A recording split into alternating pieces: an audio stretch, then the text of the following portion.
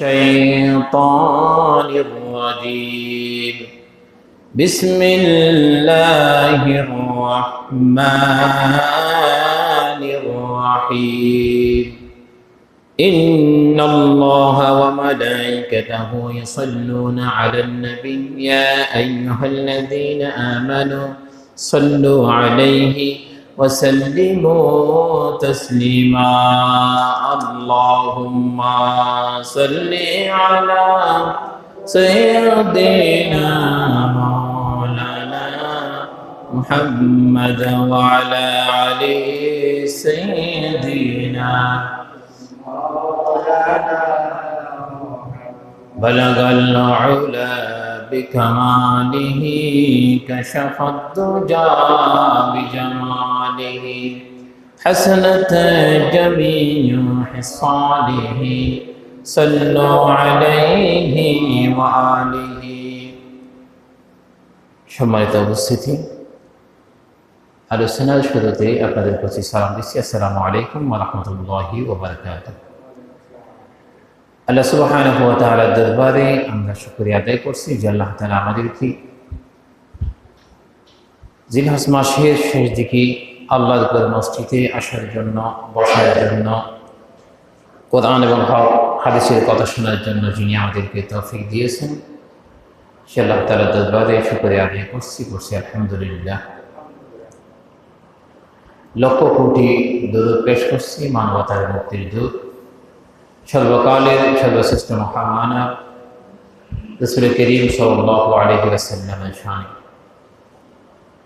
সম্মানিত মুসল্লিয়ানে কিরাম, আমরা বছরের শেষ দিকে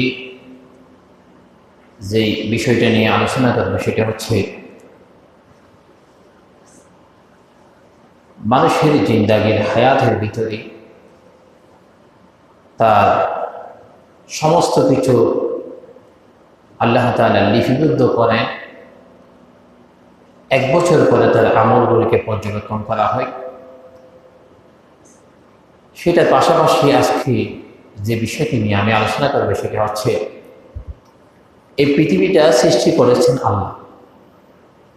আদম আলাইহিস সালামকে সৃষ্টি করেছিলেন আল্লাহ, আর আদম থেকে এই পর্যন্ত যত মানুষ পৃথিবীতে আসতেছে সমস্ত মানুষদেরকে সৃষ্টি করেছেন একজন, তিনি হচ্ছেন আল্লাহ। তা আল্লাহ যখন সমস্ত মানুষদেরকে সৃষ্টি করেছেন, তাহলে নবীরও কিন্তু মানুষ হিসেবে মানুষদেরকে দাওয়াত দেওয়ার জন্য পৃথিবীতে এসেছিলেন। নবীদের জন্য আল্লাহ যিনি, মানুষের জন্য আল্লাহ তিনি।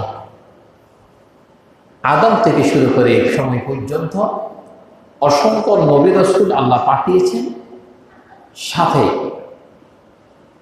এক একজন নবীর উপরে এক একটি কওম, এক একটি জাতিকে নির্ধারণ করে দিয়েছেন। আমাদেরকে বলা হয় উম্মতে মুহাম্মাদি। কি বলা হয়? উম্মতে মুহাম্মাদি, মানে মুহাম্মদ সাল্লাল্লাহু আলাইহি ওয়াসাল্লামের আমরা হচ্ছে উম্মাহ।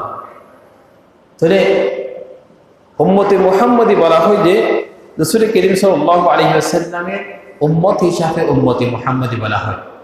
তো অন্য অন্য যে নবীগুলি ছিল তাদের একটা কওমের নাম ছিল। মূসা আলাইহিস সালামের জাতিকে বলা হতো বনি ইসরাঈল। এরকম করে করে প্রত্যেকটি নবীদের জন্য এক একটি কওমকে এক একটি নামে নামকরণ করা হতো।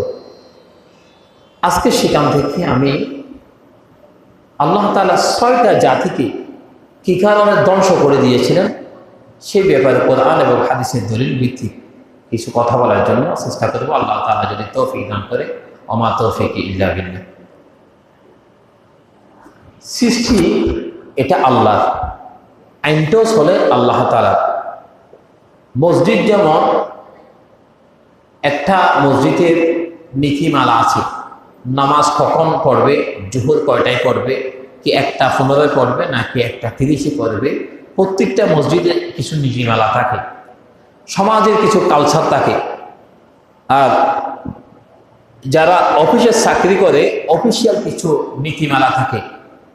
এরকম করে করে আল্লাহ তাআলা কিছু নীতিমালা মানুষের জন্য দিয়েছিলেন। প্রত্যেকটি জাতির জন্য কিছু নীতিমালা দিয়েছিলেন। কোন জাতিরা নীতিমালা মেনেছিলেন আর কারা মেনে নাই সেই ব্যাপারে আমি আলোচনা করবো ইনশাআল্লাহ।